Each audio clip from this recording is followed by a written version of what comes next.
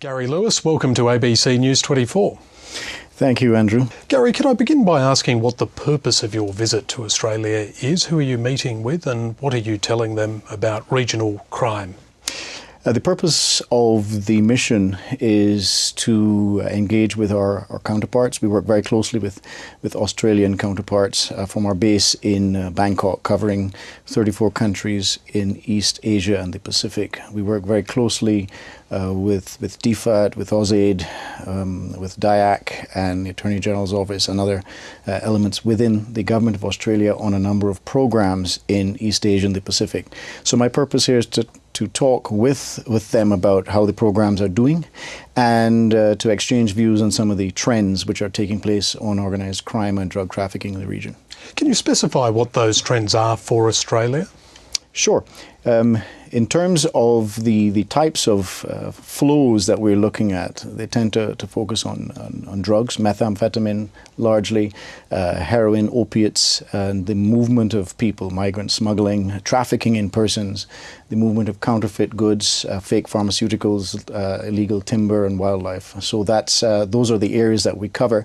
Most of our focus is on the Greater Mekong sub-region and the ASEAN countries, but of course we do look at the Pacific as well. What more could Australia be doing to counter some of these regional criminal syndicates? I think that there's a fair amount that's already being done.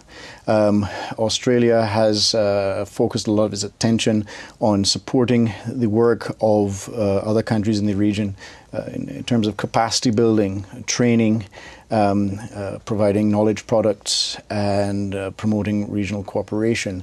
In terms of things that it could do more, I guess looking at the regional scenario, two things stand out. One is to work with us on the evolving situation in Myanmar, where there is a lot of potential to reinforce the very good developments that have been happening in the past few months. And in addition, I think if Australia wanted to look more closely at what's happening on compulsory treatment for drug users in the region, there is perhaps a bit too much compulsory treatment, and a lot of the findings that Australia has itself undergone in the past several decades on the advantages of community-based treatment for drug users.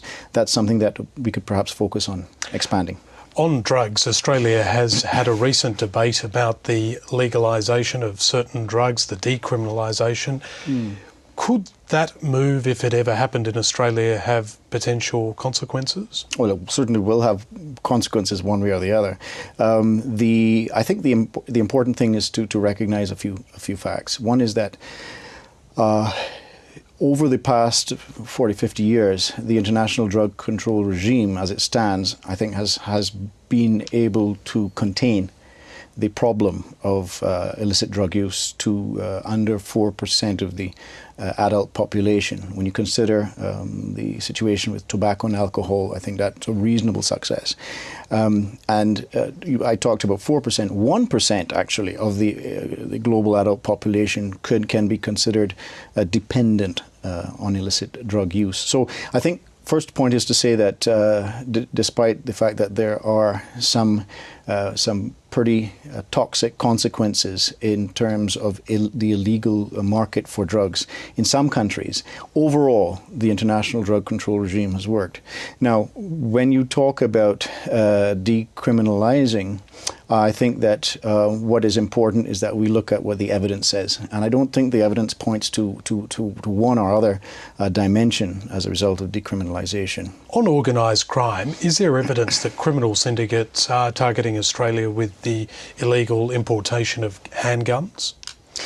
Probably I would restrict my comment on that to say that there's a significant impact in Australia of organised criminal syndicates that are operating in the region in a number of, well, in fact, in all of the flows that I mentioned earlier in this programme. Are there weaknesses in Australia's border control system? There are weaknesses in any country's border control system, and your country has an incredibly large sea border. What I would say is that if I were looking to pinpoint countries that were overall weak or weakly managed in terms of their border controls in the region, Australia would not be among them. But do criminal gangs see Australia as an area where they can do business?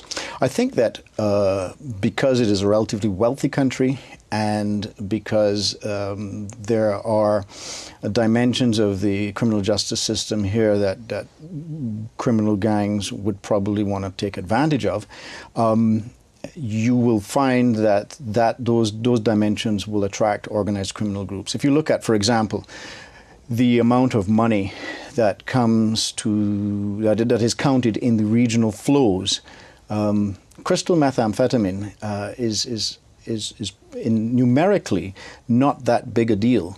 But because it's consumed significantly in Australia and the price of the drug is so much higher than it is elsewhere in Southeast Asia, for example, it constitutes a huge market, and that is what attracts a lot of the players. Australia sees regular boat arrivals on its shores.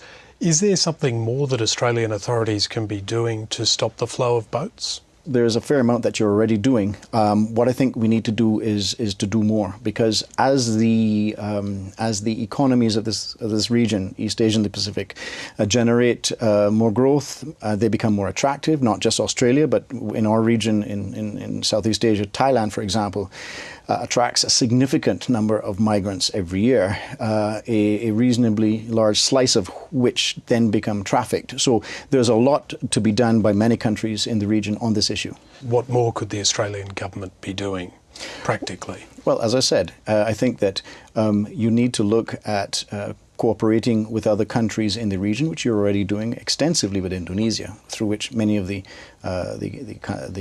migrants are coming, and work with agencies like the United Nations and specifically UNODC to do more to stem the demand, as well as provide law enforcement agencies with the ability to identify and work on the issue of illegal smuggling of migrants.